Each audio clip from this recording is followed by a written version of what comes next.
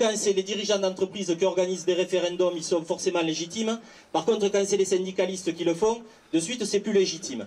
Une assemblée générale avec des cheminots remontés, solidaires et toujours mobilisés. Ordre du jour, le point sur les actions, des analyses du conflit et aussi le bilan des grévistes.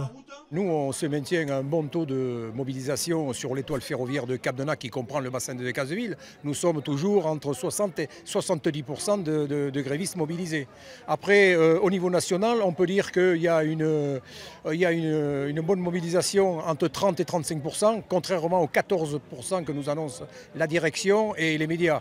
Lieu de rassemblement, la gare de Viviers, mise à mal par différentes réformes de la SNCF, des guichets qui ferment, des agents déplacés sur cet axe majeur pour l'Aveyron, la ligne Rodez-Paris, un service public défendu depuis 30 ans par les élus.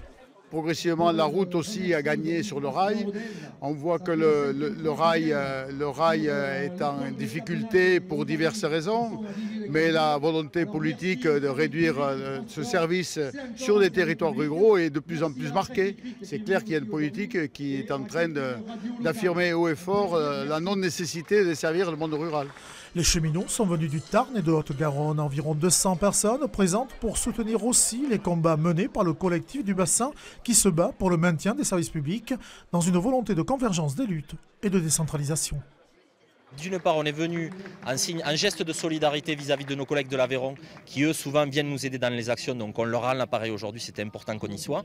On vient aussi pour défendre l'intérêt général et le bien commun parce qu'on pense que nous, en tant que cheminots, peut-être plus que d'autres emplois, mais comme les hospitaliers, comme d'autres, on est attachés à l'intérêt général, au bien commun et donc au service public. Et évidemment, sur le bassin, aujourd'hui, c'est menacé, donc il faut qu'on soit là présent.